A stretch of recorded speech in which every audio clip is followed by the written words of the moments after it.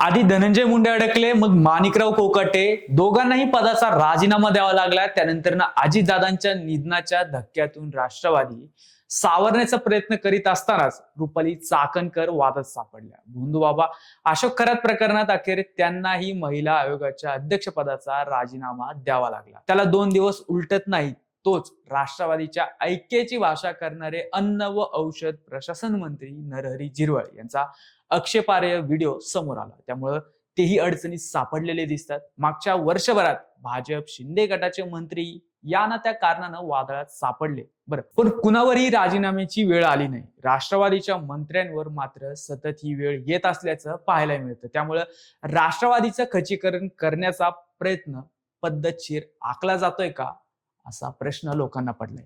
राष्ट्रवादीच्या मंत्र्यांची प्रकरणं, वाद आणि पक्ष संपवण्याचा डाव भाजप आणि शिंदे गट मिळून करतायत का, याचा घेतलेला हा बोलबिंदासचा आढावा. नमस्कार, मी श्रीहरी आणि आपण बघताय बोलबिंदास. महाराष्ट्रात महायुतीचं सरकार आहे. या सरकारमध्ये भाजप, शिंदे गट व अजित पवार गट असे 3 प्रमुख पक्ष एकत्रित.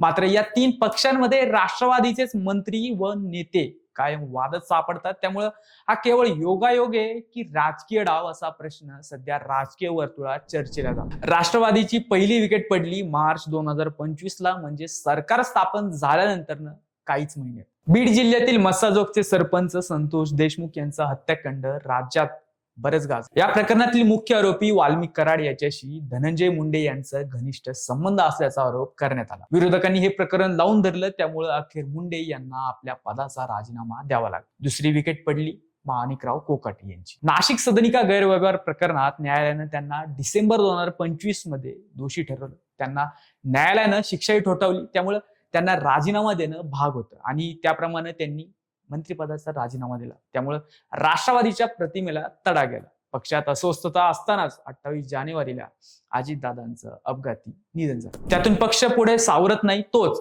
अशोक खरात यांचं प्रकरण पुढे आलं. महिला आयोगाच्या अध्यक्षा रुपाली चाकणकर यांचे खरात यांचे पाय धुतानाचे तसेच डोक्यावर छत्री धरतानाचा फोटो व्हायरल झाला. अखेर मुख्यमंत्री देवेंद्र फडणवीस यांनी चाकणकर यांना राजीनाम्याचे आदेश दिले. अशोक खरात प्रकरणात अनेक मंत्री व नेते असल्याच्या चर्चांना जोर आला असतानाच मंत्री नरहरी झिरवळ यांचं प्रकरण पुढे आलं. अजितदादांच्या निधनानंतर याच झिरवळ यांनी दोन्ही राष्ट्रवादींना एकत्र यायला हवं असं म्हटलं होतं. त्यांचं हे विधान ना प्रफुल्ल पटेल आणि सुनील तटकरेंना आवडलं ना भाजपला. पुढे झिरवळांचा पीए मंत्रालयात लाच घेण्याच्या प्रकरणात अडकला. मात्र त्यातून ते कसे बसे सुटले. त्यानंतर आता शासकीय निवासस्थानातला त्यांचा तृतीयपंथीयांसोबतचा आक्षेपार्ह व्हिडिओ व्हायरल झाला. आधीच अशोक खरात प्रकरणात राष्ट्रवादीच्या प्रतिमेचं मोठं नुकसान झालंय. त्यात झिरवळांचा व्हिडिओ समोर आल्यानंतर डुबत्या राष्ट्रवादीची नौका आणखी गटांगळ्या खायला लागली. खरं तर अजितदादांच्या जाण्यानं राष्ट्रवादीकडे खमकर नेतृत्व राहिलेलं नाही. सुनेत्रा पवार या अजून नौक्या आहेत. त्यामुळं राष्ट्रवादी कमकुवत स्थितीत असल्याचं दिसतं. अशा वेळी एक एक प्रकरण बाहेर काढून राष्ट्रवादीला आणखी कमजोर करण्याचा डाव वरिष्ठ पातळीवरून सुरू असल्याचं बोललं जातं. भाजपला आपला प्रभाव वाढवायचा आहे. त्यामुळे फक्त राष्ट्रवादीच्याच नेत्यांना टार्गेट करण्यामागं राजकीय डाव असल्याचा दावा अमोल मिटकरी यांनी केलाय. तो पूर्णपणे चुकीचा म्हणता येत नाही. एकूणच आतापर्यंतचा आढावा घेतला तर असं लक्षात येतं, राष्ट्रवादीचे नेते नेहमीच वादात सापडत आहेत. भाजप किंवा शिंदे गटाचे नेते एखाद्या प्रकरणात अडकल्यानंतरही त्यांना अभय दिलं गेलं, तसं राष्ट्रवादीबाबत झालं नाही. राष्ट्रवादीच्या नेत्यांवर लगेच कारवाई होते. त्यामुळे राष्ट्रवादीची बचावाची राजकीय ताकद कमी पडते असं विश्लेषण करता येईल. उलट शिंदे बचावात कुठली कसर सोडताना दिसत नाहीत. हे बघता राष्ट्रवादी सध्या राज्यातल्या नेतृत्वाचं सॉफ्ट टार्गेट झाले का, असा प्रश्न पडतो. आगामी विधानसभा निवडणूक भाजपला स्वबळावर लढवायची. त्यांना भविष्यात सत्तेत कुणाची भागीदारी नकोय. त्यामुळे नेतृत्वाअभावी विकलांग झालेल्या राष्ट्रवादीची सापडेल तिथं कोंडी करण्याची खेळी भाजपकडून सुरू असल्याची शंका घेतली जाते. त्यामुळं राष्ट्रवादीचं मोठ्या प्रमाणात खच्चीकरण होऊ शकतं आणि पक्ष आणि दुबळा होऊ शकतो असं म्हणता येईल.